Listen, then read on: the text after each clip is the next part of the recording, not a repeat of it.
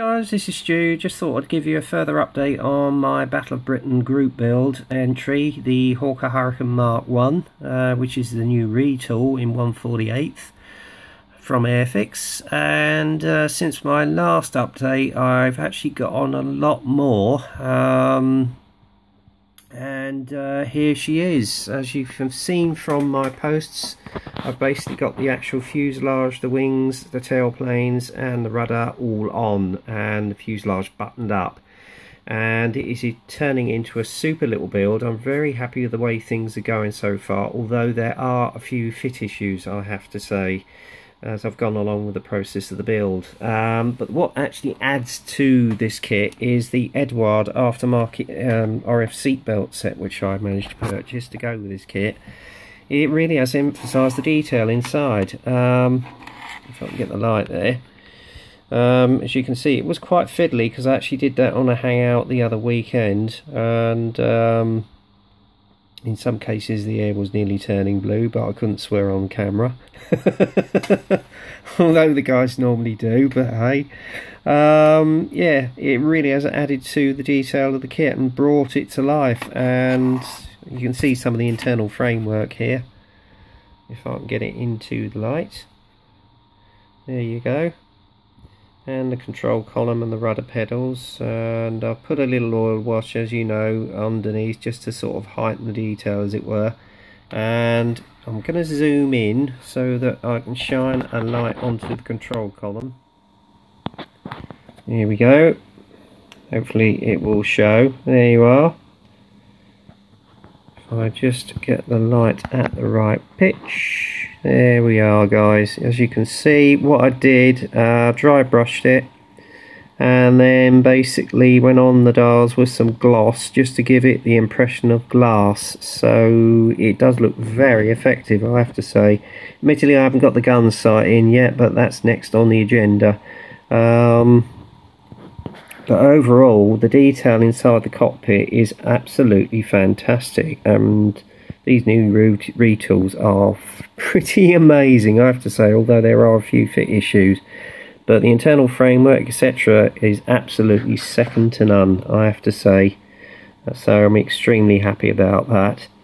But on the same vein, as you can see, there is a dirty great big seam line. Now this unfortunately is caused by the actual detailed framework. It doesn't exactly fit great, and yeah, that is something I could easily cure, because all you need is just a bit of filling and a bit of sanding, a bit of rescribing, and Bob's your uncle. She's well on the way. And admittedly, if along the wing, getting tongue-tied here, sorry, it's my fourth take.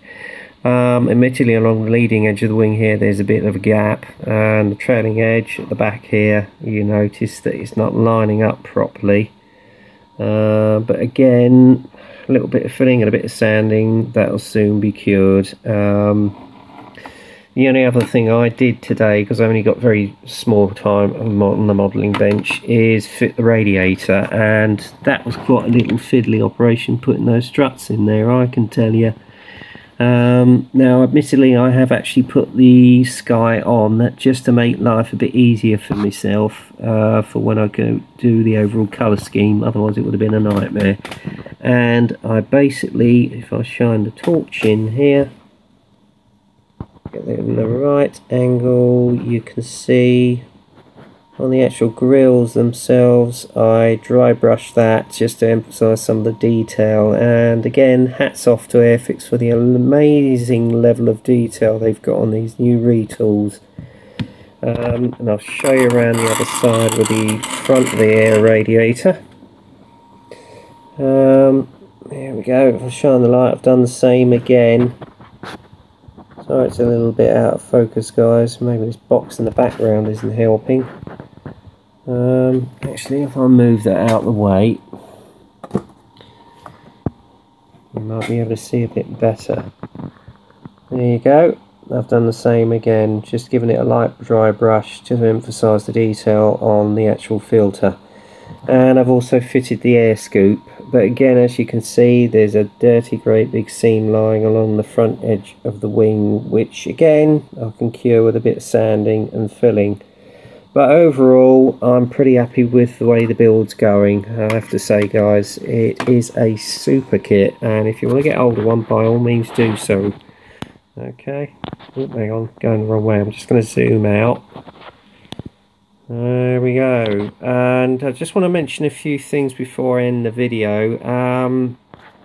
Frankie Day, sorry I butted in and made the mention on your last video about the Spitfire you were entering into this group build, bud, but I thought, whoops, hang on, he's got a 5B in and they weren't even in the battle, so I hope you didn't mind me pointing that out, bud. But I'm glad that you've chosen as a replacement the Stuka, and although I'm not familiar with paper models, that does look as though it's going to turn into a super build, I have to say. And your Arado, fantastic, my friend. Really take my hat off to your build on that, and I will certainly be getting one after seeing this build.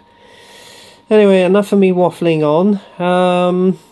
That's it for now, guys. This is as far as I've got on the build so far. I might possibly do another update, I don't know. Actually, I'll probably leave it until the actual full assembly's done and she's primed and pre-shaded, ready for painting.